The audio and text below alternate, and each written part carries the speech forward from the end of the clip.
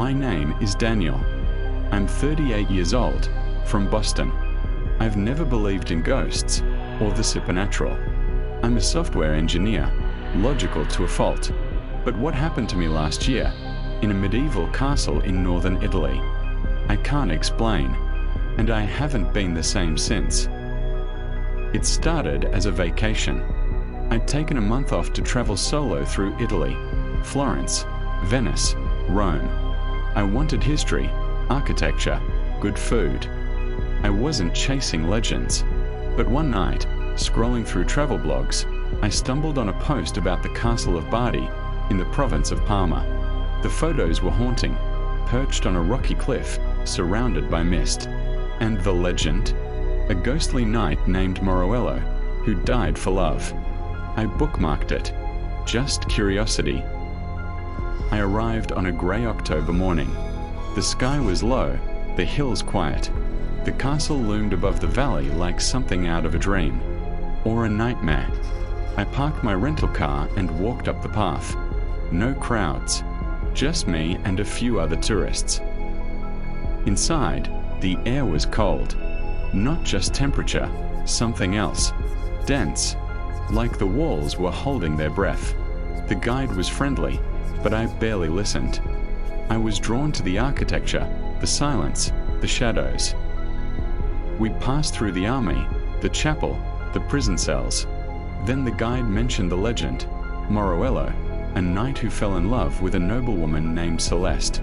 She waited for him to return from battle, but when she saw enemy colors on the horizon, she thought he died and threw herself from the tower. Morello, arriving victorious, learned of her death and took his own life. Now, they say, his spirit wanders the castle, searching for her. I felt a chill. Not fear, something deeper. Like grief. I brushed it off. Later, I broke from the group to take photos. I wandered into the hall of the well. That's when I heard it. A whisper. Faint, but unmistakable. Daniel. I froze. Turned around. No one. I checked my phone. Battery half full. Camera ready. I snapped a photo of the well. On the screen, behind me, a shadow. Tall. Human-shaped. I blinked. Took another. Gone. I told myself it was a trick of the light, but my heart was racing. I kept walking, drawn toward a part of the castle not on the tour. A narrow corridor, half-lit.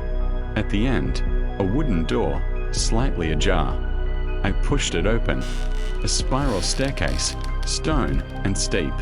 I climbed, phone flashlight on. At the top, a small room, empty, a single window overlooking the valley. And there, he stood. A man in armor, motionless, facing the window. I thought it was a statue until he turned. Slowly, his eyes were black, no whites, no pupils, just void. I stepped back. The door slammed shut behind me. I tried to open it. Nothing. The knight began walking toward me. No sound, no footsteps, just movement. Then he spoke, not aloud. In my mind, she did not return. I remained. I felt pressure in my chest, like something was squeezing my lungs. I gasped. The room darkened. My phone flickered. I screamed. The door creaked open. I ran. Down the stairs, through the corridor, out into the courtyard. I didn't stop until I was back in my car. That night, I stayed at a farmhouse nearby. I couldn't sleep. At 3:17 a.m., my phone lit up. A photo. One I hadn't taken. The tower room. Empty. But on the wall, a phrase in Latin. Amor vincit mortem. Love conquers death. The next morning, I returned to the castle. I needed answers. The guide looked confused when I described the room. She said the tower had been sealed for years. Unsafe. No access. I showed her the photo. She went pale. Said the phrase was carved on a tombstone beneath the castle. Celeste's tomb. I left shaken, but it didn't end there. Back in Boston, 3 months later, I received a letter. No return address. Inside, a torn page from a diary. In Italian. I had it translated. It was Celeste's writing. She spoke of a love that defied time, of a knight who would return. And at the end, he who bears the name of the stranger shall be the bridge. I started dreaming of the castle. Always the same, me in the tower, the knight reaching out. But every time I try to touch his hand, I wake up, sweating, shaking. I researched. In 1872, an English traveller named Thomas Whitmore vanished after visiting Bari. His journal, found years later, described a night in the tower, a whisper, a photo that appeared on his desk, the same Latin phrase. I tried to forget, but the signs kept coming. One night, I woke to find my phone recording, audio only, a voice, not mine, not human, just one word, Daniel. I stopped sleeping. I stopped traveling.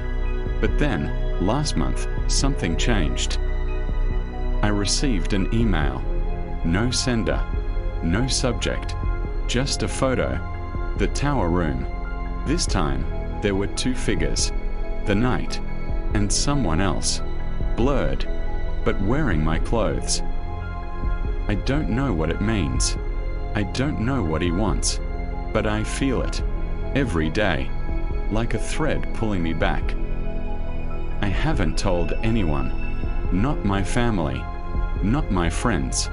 They'd think I'm losing it. But I know what I saw, I know what I heard, and I know this isn't over. If you ever visit the castle of Bari, don't go alone. Don't stray from the path. And if you hear your name whispered in the dark, run.